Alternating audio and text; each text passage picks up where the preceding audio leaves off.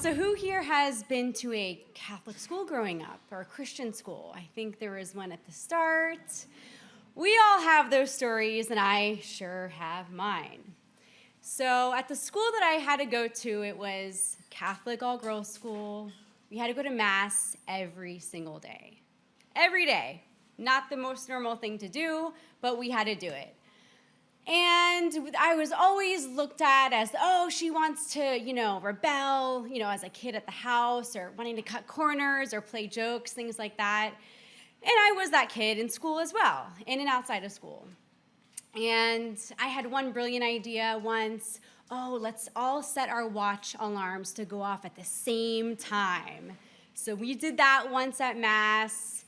Other times we would do, little jokes here and there. And then one day, my friend and I had a brilliant master plan.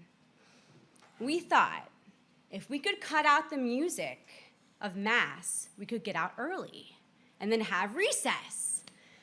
So the school where we were at, there were nuns who were teaching, and there was a nun who played the organ, and this is a Latin Mass, so we had to sing the Ave Maria, all that kind of stuff. And I thought, okay, after school, since we have to stay after, we're going to go to the chapel and we're going to press a few buttons. And it's going to be really funny when that organ starts to play tomorrow morning. So the next morning, after we press some of the buttons, I don't know if you've seen an organ, but there's like 50 buttons on it, and the nun starts to play, all these weird sounds come out. Well, guess we can't sing the Ave Maria. Let's skip on to communion. We cut that part out, and then we just kept doing it day after day. And every time Sister Mary Joseph would play that organ, all of the music would be cut out. This went on for about a week or so, and then soon we had a 20-minute Mass instead of 45 minutes. Great. We just cut it all out, basically. But then things started to take a turn. Well, they had a repair person come in, but their repair person just couldn't figure out what the problem was. It just keeps happening. Well, they had a fundraiser to replace that organ at that poor, literally Catholic school.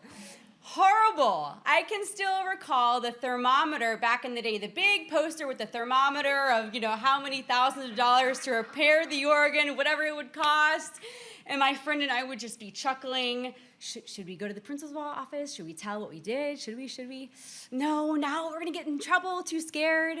So we were called to the office once to ask if we knew anything, had any idea. No, we have no idea, and, I'm so sorry, and, I'm a singer, and I miss choir, too, in Mass. It's horrible, I know.